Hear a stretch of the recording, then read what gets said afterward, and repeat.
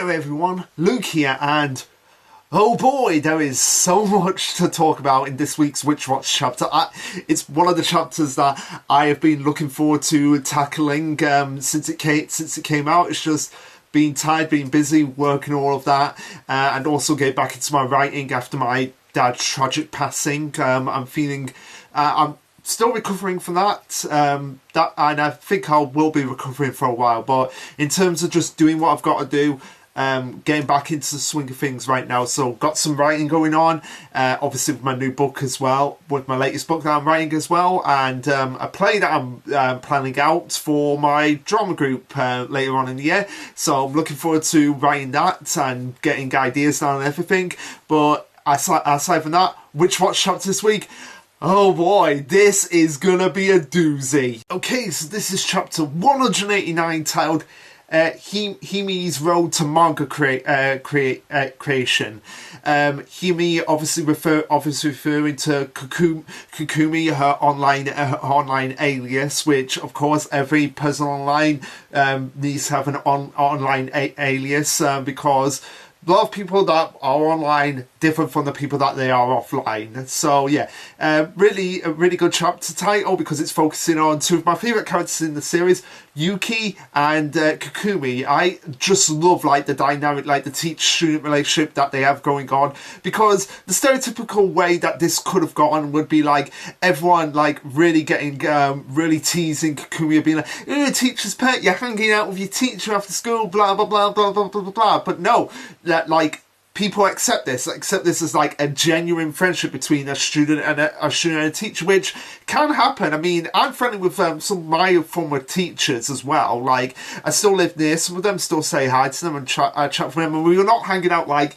Yuki and Kukumi, but at the same time, it's not like, yeah, don't want to be around you because you were my teacher, and yeah, it's going to feel weird. No, I do like that this is a genuine friendship that's built on their actual love for manga, and around Kukumi, Yuki can actually be herself. So anyway, the chapter starts off with Kukumi basically explaining to Yuki, like, I've told my parents that I want to pursue my dream of being a manga creator. They've said that they're okay with it as a career choice, but they really want me to go to college, and that is great advice of the parents. Like, the parents, I do like that. Like, the parents are very supportive of, like, yeah, you've got your dream there, you know what you want to do, but at the same time, best go to college to get the experience, to get the skills and tools that you need to do your career, and at the same time you might find something else that you actually like doing and want to get that as like a side thing, as like a backup in case like the manga thing doesn't work out. And I do like that, like they've actually they're actually saying that, like, yeah, we support you, but at the same time, go to college, get your experience, get your tools, and like I said, if there is something else that you'll find there that you do like doing, maybe take a chance of pursuing that, because this is what happened to me as well. Like, I went to university or college if you're in America. I did drama, but at the same time I got a niche for writing. I got a niche for writing as well, and did a lot of writing there and crafting my tools, and I did that as a side gig, and now I do like writing just as much as I love doing acting. And I feel like if Kukumi did that, she might find something else as well. Like, maybe she'll find herself getting into drawing anime as well, and pursuing that as like a side gig, as well as manga career. But yeah, really supportive, really like that of her parents. And with her, she wants to put together a story and enter at least one manga contest first. And I do like that she's actually like, okay, I'm not going like for the big guns right away. I'm just being like, okay, I'm going to take my time, I'm going to develop this and see how it works out for me. And Yuki agrees with this. She says, "Oh, that sounds good. Take your time and think hard about your career choice. Is a wise idea. Like I said, and drawing manga can take a really long time. So you got to take it easy and don't push yourself." And yeah, we all know that, like, not just from drawing manga, but also from writing as well, from a writer's perspective. Like, writing those books and everything, and writing those plays, that takes ages. That, like, sometimes you like have to really shut down everything and be like, okay, gotta focus on it, gotta really focus on it. And I'm saying this to all the people out there who just consume anime and manga and complain about it, complain about the thing you're consuming. Take my advice. Do it yourself before you actually have the right to complain. But as Yuki is giving out this really good advice to Kakumi, she pulls out a manga that she's drawn herself, like a quick one shot, and she's asking like, "Hey Yuki, can you take a look at this?" And Yuki's just like, "Wait, it's done already? You've already drawn your first manga?" And she's like, "Yeah, I drew it over my summer break, and from what we're gonna see, like, yeah, it is pretty amateurish, but at the same time, like what Meru said in 100 Girlfriends, it's her story, and that's what makes it so captivating. That's a story only she could write."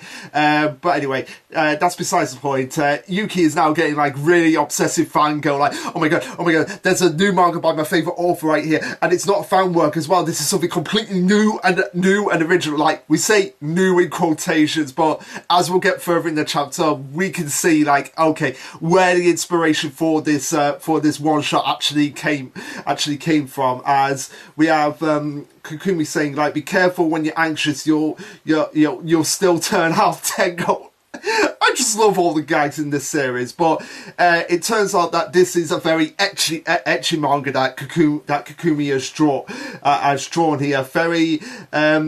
Very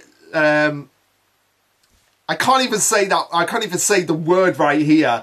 But yeah, very explicit. There we go. We'll use that word as like the substitute for the word that I feel like people will. I feel like certain people in the high heavens will be like, I don't know if we should be saying that word on this video. But anyway, she goes on and says, "Oh yeah," and Yuki's just like, "Wait, you drew this stuff." You drew this stuff, really? I'm shocked that you actually drew something so explicit. And Kakumi's just there like, "Is it really that weird? It's just a comedy about a ninja girl and her hijacking antics at school. It's called Tadadadadidid." Basically, it's basically To Love Ru. That is basically what it is. Now, at first, I thought it was Ayakashi Triangle when I first like read this chapter, but Pie Jams brought it up like, "Oh no, this is a reference to To Love Ru," and I mean they're by the same author, so and they're both about like this manga is about ninjas, Ayakashi is about ninjas, so you can see the confusion, and they're by the same author, so you can see the confusion that would stem from that. But no, the real reason why To Love Ru is actually mentioned in this chapter, and there's a lot of mentions to the author of To Love Ru,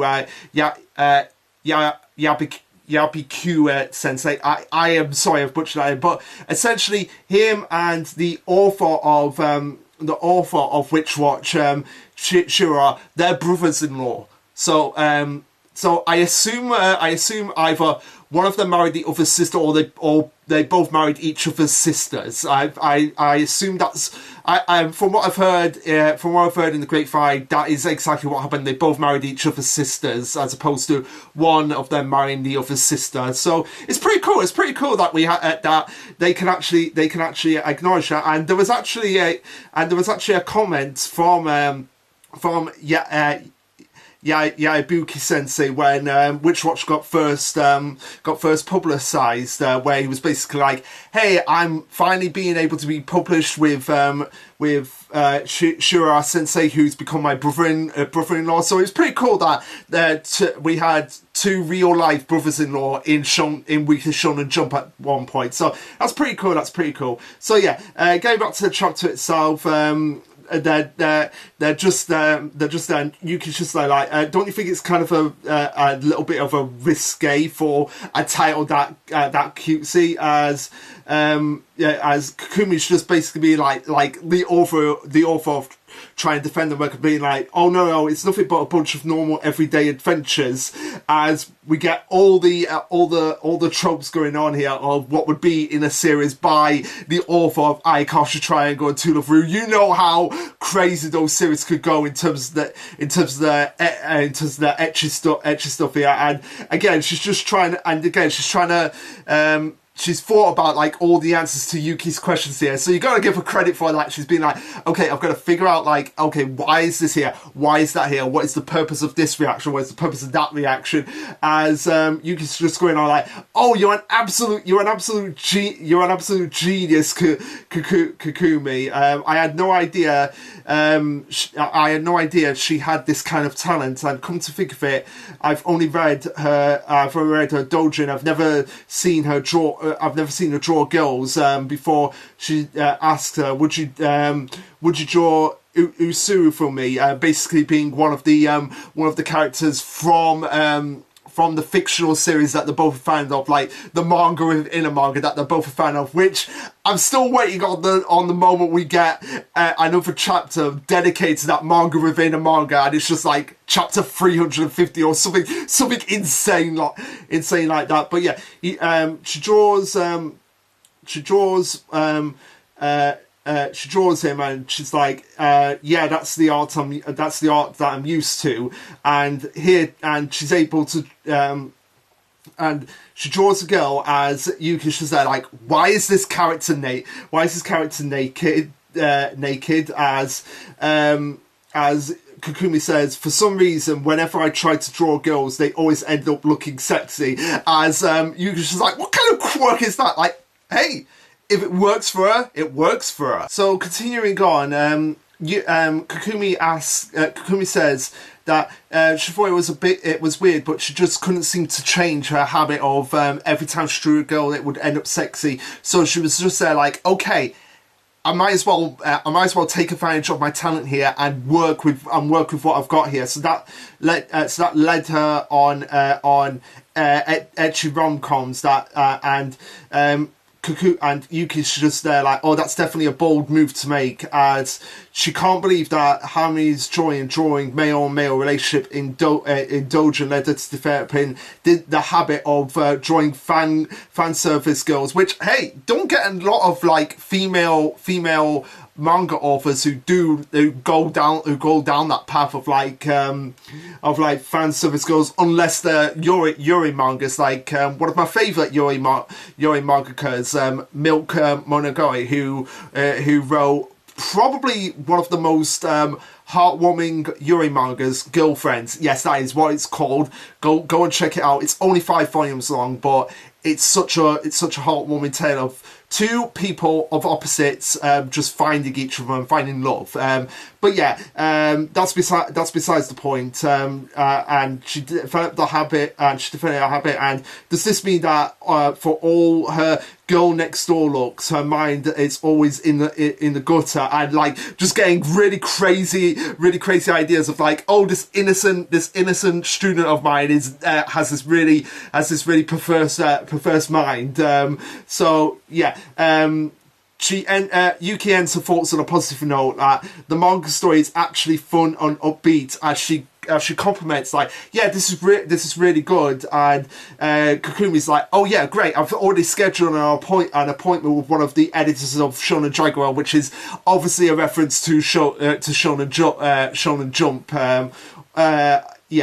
Jump, and she's really nervous about it, and she wanted to she basically wanted Yuki to be like the trial version of just being like, okay, I'm going to this interview with an editor. Can you help me? Can you help me calm my nerves by reading my manga and seeing what you think and seeing if it is worthy of going to this interview with? And Yuki was there like, oh yeah, sure, yeah. And now Kumi's asking her like, hey, can you come along with me for moral support? As Yuki says, this is connected to a student's career activity, so I guess it wouldn't mind. As they end up going to the editor, which is Yusugi, as they introduce themselves like, hey, I'm Urashiro, or I go by the pen name Hiyami, and as Yusugi is like questioning like, who's this person with you, Hami Sensei, Yuki introduces herself as, Makua, a teacher at high school. I'm a former homeroom teacher of her, and I'm here today as her chaperone and her moral support. So it is nice that Yuki did end up being like, yeah, I'm going to come with you for moral support and to help you out because it's your career, it's your future, and you're my responsibility technically. And I know what people are going to say, Luke, her name's Yuri, not Yuki, and I know, I've only just realised that. I'm a complete idiot for that. But yeah, names aside, getting characters' names wrong aside, basically, Yuri is it, and I'm gonna change to calling her Yuri for the remainder of the review, so hope that's not too confusing for everyone. Yeah, made the mistake of calling her Yuki at the beginning, but now, okay, gonna be calling her by her real name, Yuri. But it's been a while since we've seen her, and it's like getting all the names in my head now to like really memorize it and everything. It's gonna be a bit of a Justin custom right now. So yeah, Yuri is like, hey, is it okay if I sit in on the interview? And Usagi is like, yeah, that is fine. She asks like, hey, is it unusual that a lot of high school students are submitting manga drafts like this? And he's like, no, in fact, we usually get more than usual over the summer, but it doesn't mean I will be lenient. I'll give a thorough once over like I would anyone. So basically treating her like, hey, this is a manga from a upcoming, got to treat it as professional as possible, got to treat it like everyone else and not give any leeway just because she's a high schooler. Going to be critiquing it fair and square like everything else. And he's literally not even like looking through it. I guess it's because he's probably got to get through like about 50 others in the day, so it's just there like just speed running through the manga as they're questioning like, are you even actually reading it? As even he gets amazed like by the fan service in Kakumi's manga. And Kakumi's like, oh wait, you did actually read it? As he's like, oh god, this is amazing, this is the best thing ever, you've got a natural talent for fan service, you look like the girl next door, but you might be sleeping in the thinking exactly what Yuri was thinking, as Kakumi literally is not ashamed of that, and that's what, gotta give her credit, I've gotta give her balls for that. Like, she is not ashamed to be called a girl who has her mind in the gutter, so gotta give her props for that. As they question like, oh, what other stuff have you drawn? As she's like, oh, Mirage fan art. As the editor is just like, oh, seriously.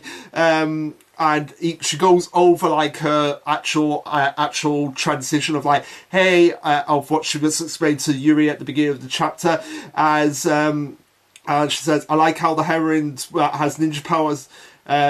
That opens up a lot of opportunities for hijinks. Her friend is a great inspiration, but that's a secret. It doesn't have quite popular pro quality polish, of course, but it's definitely newcomer award. So this is basically what the author is giving like his positives, and it's just being like, yeah, this is not a pro manga, but it's definitely worthy of being a newcomer. But they're not going to run this manga, and they're just there like, wait, what? Why? As he explains like the reason why, like it is basically too fan servicey for the manga. That is essentially what he says here. As he says, oh, times have changed, management will very likely decide this is not appropriate catalog for Ion Fudge. Basically, your manga is too fan servicey. It's good, but it's too fan servicey for us. Pretty much what happened with Ayakashi Triangle. Like, Ayakashi Triangle got too fan servicey. It had to be put on Manga Plus, and even on Manga Plus, it still was too fan servicey for those two forbidden chapters. Pie Jams knows the forbidden chapters. Everyone who's read Ayakashi Triangle knows for the forbidden chapters. Like, it was too fan servicey, and it's funny because because it even got too fan servicey for Eye Patch Wolf, where he was doing like his manga of the year, and he was just like skimmed over Ayakashi Triangle, which did peeve me a bit, but I like the fact that it was like it got too fan servicey even for someone like him. So anyway, the editor goes on and says, if it's a minor side aspect, that's one thing, but you can't put a manga that appears to be primarily about fan service in a shonen magazine anymore. 100 Girlfriends is in a shonen magazine, and that is very fan servicey at times. So I guess,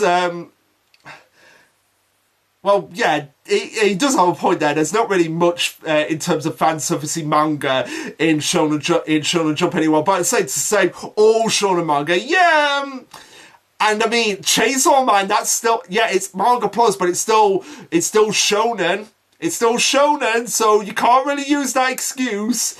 And Yuri is having none of this. She's like, yeah, wait a minute, yeah, it has fan service scenes, but the manga is about its varied cast of upbeat characters. And the editor's like, yes and no, but we aren't the ones who decide what a manga's true draw is. The readers do. These girls are cute, but they do show a lot of skin, like it or not. This is not going to attract attention, and this gets Kokumi like really depressed of just being like, I've tried my best, I've used my talents to the best of my ability, and it's still not enough. Like, that's just got to be like the I can't imagine being a mangaka in that moment of just being like basically having your work rejected because of the fact that your talent is too much for that magazine. That's got to be like the most heartbreaking thing ever. So we have the editor basically offering a compromise to her, say like, we'll happily approve this for a seinen manga. If you would like to stick with the art style, I can get you introduced to a young Jaguar editor. As Kokumi's like, no, I want to be in Shonen Jaguar because I want to be in the same magazine as my favourite author and as my favourite manga, Urumajura. As we cut to the author of Urumajura, who is overhearing everything, and she says, oh, sorry, I was in the next cubicle and overheard what's happened, and if you try to change it but just can't seem to, then that's your unique style as an artist. And those words like just resonate so much. Like the fact that so many people, they try to alter their work to kind of fit with the modern times, but they can't. And again, it's just their unique style, for better or worse. I mean, some can do it and like update themselves with the times. Like Inagaki Sensei with Eye Shield 21 versus Doctor Stone versus Trinity Game. 3 very distinct and unique series. Whereas if you get someone like Kishimoto with Naruto and Samurai 8, was it Samurai 8? Yeah, basically Samurai, like, don't, like, he did not change with the times, and as a result, his follow-up from Naruto really suffered with just so much exposition in the first chapter that I, as someone who's not read Naruto and wanted to give a Kishimoto series a chance, basically was just like, oh, this series is not for me. But at the same time, it's still his unique style, for better or worse. But anyway, the author of Mirage says like, treasure it, draw what you want to draw. And again, just these words just resonating so much. Kind of same thing what Meru said in 100 Girlfriends to Shizuko. Like, yeah, this is very amateurish, but it's your unique style, your story, and it's made me so happy that I got to actually see this. And the author goes on and says like, oh, if you're having trouble expressing a thing, just obfuscate it. Basically telling her like compromise it, add things to it so that it is approvable. As Kokumi's like, oh, that reminds me of a story of a manga creator that happened to have a bath scene in the series he was drawing, basically explaining a bath scene in To Love Ru, and the editor checked it and said, would you mind adding more steam? And this is where To Love Ru's author and editor kind of became friends, because they were trying to find the right balance of steam to serialize it. And 2 hours later, they not only hammered out exactly where and how big that steam would have to be. But they also became friends. And a few hours later, the editor called the creator and said the chief yelled at him, "There's no time left. I'll edit it by copying and expanding the." So basically, the steam got expanded into Love Rue, and I feel like I need to read or watch that series at some point. Let me know, like, is it worth watching or reading To Love Rue? Let me know. So anyway, we see, like, the panel of the bath scene, and the manga is self-aware of, like, you don't need to name names to know exactly who we're talking about here, as we get, Yabiku's avatar that he used for Ayaka's Triangle when he was in Shonen Jump. The cat with the kimono gi and the pen. That was his avatar that he used in Weekly Shonen Jump when he was doing Ayaka's Triangle as well. When the creator saw the publicized panel, he fell to his knees and exclaimed, "It looks like there's a fire and all that steam. I don't mean to be rude, but it's almost funny." As we get a little bit of a montage of Kakumi meeting with Uzagi and getting the ideas and drawing a new story and bringing it to him later and thanking him for everything. And oh no, it's not a montage. It's her saying, like, "Okay, I'll get a new idea and I'll bring it to you, and then hopefully I can get something." I could get something going, as he's like, "Hey, we can't run anything major fan servicey." And then half a year later, her manga got published. Short. I'm guessing this takes place like after the Day of Disaster, like whilst the whole notion of Day of Disaster and Phantom Blaze was going on and getting Nico up to where she is now. I'm guessing this was what Kakumi and Yuri were doing on the side. I'm guessing that's in terms of the timeline, because it just say half a year later her manga got published, as they're all congratulating her, and it's like, "Oh, this is just a one shot in the bonus issue," and Kana or Kara it says, "Yeah, but that was your prize for winning the monthly contest." Right? So she basically won something, and she knew and she found her footing. But now it was all a painful lesson in how much she didn't know, and that's why she decided to apply to a college after all, because she tried to jump into the industry right away, and it turns out like, okay, I've still got much to learn. I've still got to improve my craft and everything. I've realised now I need a lot more experience of life if I'm going to entertain people. So good on Kakumi for actually being like, "No, I'm not ready for this. I'm not ready for the industry. I've got to take my time, and someday I will be ready." But she's just a little embarrassed about how much fan service is actually in the story. So, and everyone's just there like, no, we won't judge anything, as they're just there like, "Oh well, what the heck is this?" Yeah, I can't really describe this, as Kakumi's like, "I call it proof Karunia's health days. The protagonist is a ninja from Smoke Village. She's always withered in smoke, and I can draw all the fan servicey I wanted. I just go back and add a bunch of smoke afterwards." So she worked with the limitations that the magazine was giving her as well. As they're there like, "Oh, you took that advice quite literally of just obfuscating it before as Kana or Kara, like, I really need to remember how to pronounce her name, but she's there like, "There's so much smoke I can't even actually tell what is happening here."